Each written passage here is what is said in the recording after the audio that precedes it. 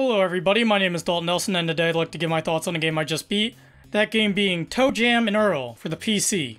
ToeJam Earl is a roguelike developed by Johnson Vorsanger Productions and published by Sega. Normally when negatively criticizing a piece of work from a time before our own, one point that always comes up is that the work has aged. Well, what does that mean negatively? Well, it can mean a bunch of things depending on what you're talking about. In the context of video games, it can mean archaic camera systems, outdated mechanical practices, blocky and blurry visuals, and you'd still be left with a myriad of other reasons of why something is aged poorly. But then every once in a while, you come across something that is clearly a relic of its time, yet still holds up very well, and the modern context revitalizes the work for new audiences. I believe this is where ToeJam Earl fits in. Released in 1991, regular audiences at the time didn't know what to make of it. Critics loved ToeJam Earl, but it was considered a commercial flop. But since its release, Greg Johnson's and Mark Vorsanger's funky ode to 90s urban culture has gained a cult following, multiple sequels, and a newfound appreciation, especially since the 2010s saw a substantial boom in interest in roguelike games, with releases like The Binding of Isaac Rebirth and the Spelunky remake. Plus, 90s cultural nostalgia is in.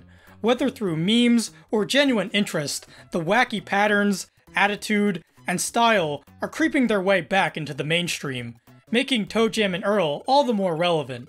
So, when it comes to the question of the game aging gracefully or poorly, in my opinion, ToeJam Earl has aged very well, especially with its aesthetics. All the character designs and animations and settings are all super vibrant and lively. ToeJam Earl immediately jumps out at the eye. ToeJam Earl weren't the only ones going after this kind of vibe at the time. Star Tropics, Earthbound, and Day of the Tentacle all come to mind. But where T&E differentiates itself is through the embrace of 90s abstract art, 90s comic book aesthetics, and 90s urban culture, especially with its title characters. ToeJam Earl are two rapping aliens from the planet of Funkotron. When we first meet them, ToeJam tells us about how the two are flying their super cool spaceship across space when Earl decides to take the wheel and runs them straight into a meteorite. The two then fall down to Earth along with their now broken up spaceship. The two must find the 10 pieces of their ship that are on Earth so that they can return to their home planet. It's a very humorous premise to start off with that also gives the player a clear goal. The main gameplay loop comprises of you taking control of either ToeJam or Earl, as they travel Earth to find the 10 missing pieces of their spaceship. And it's here where fans familiar with roguelikes will feel right at home. You go through floor after floor of randomly generated terrain, searching for the exit, and for finding the missing spaceship pieces. The game is very helpful in your quest, as it will tell you when a specific floor has a spaceship piece. It also keeps things interesting, as compared to the more rigid box-like terrain generation you would see in Rogue or Mystery Dungeon, ToeJam Earl has more wavy land to walk on. It's still confined to straight lines and boxes, but the edges of the ground dip in and out.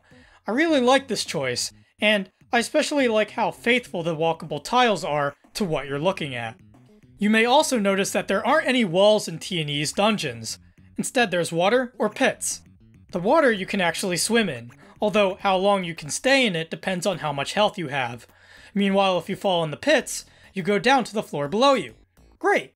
You'll also notice that ToeJam Earl isn't turn-based like your traditional roguelike. Everything is happening in real time, and it feels and plays very smoothly, especially the movement of your player character, which is very fluid. Another big difference between ToeJam Earl and its roguelike predecessors is that neither ToeJam nor Earl can attack. Instead, they have to rely on items and sneaking past sleeping enemies. Other than that, the best course of action when you find an enemy is to run away and hope they leave you alone. Which does bring me to my first criticism of the game. Some of these enemies can be way too fast, or follow you for too long. Whenever you enter an enemy's area of influence, they make a beeline straight towards you, and it can be hard to lose them, even if you do things like swim underwater. But the enemies you do run into can be very diverse, from shopping cart Karens, lawn mowing smokers, tiny devils, dogs in large balls, chicken armies, and even Hula-Girls that will make ToeJam and Earl dance in place. There's a lot to love from the entire cast here, but there are some very annoying culprits. Mainly the mimics who hide as the game's post-box shops, where you can spend your money, called bucks, in the game. These mimics are very fast and can drain your health very quickly. There's also the invisible boogie-woogie enemies that you can barely see coming.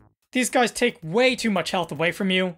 And in general, it seemed very easy for enemies to chain attacks on you very quickly. There needed to be some more invincible frames for the player when they got hit. Outside of that, the last mechanic from ToeJam and Earl that you wouldn't find in many roguelikes would be the map system. At any time while you're playing the game, you can press a button to bring up a map of the floor you're currently on. The map isn't complete at first. It will be covered up by squares. To get rid of these squares, you have to travel around. Then you uncover more of this map. It's a great resource you can reference at any time, especially since it displays the ship piece and exit elevator if you walk through the square they're in. Other than what I've listed, ToeJam and Earl stays pretty faithful to its rogue influence. You have an inventory system where you can pick up items that are wrapped in these cool-looking present packages. When you pick up a box you haven't used before, you won't know what's in it until you use it.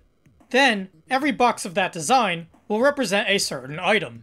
You get some great items out of this, like the super high tops, which let you run around, tomatoes and slingshots, which allow you to attack enemies, and even a boombox that will cause all the enemies around you to stop and dance in place for a while. But there's also the risk of you getting something that may be detrimental, like a school book that makes your character fall asleep, or a rain cloud that will cause continuous damage. The only item in the game that I don't like is the Total Bummer, which kills your character instantly, regardless of health.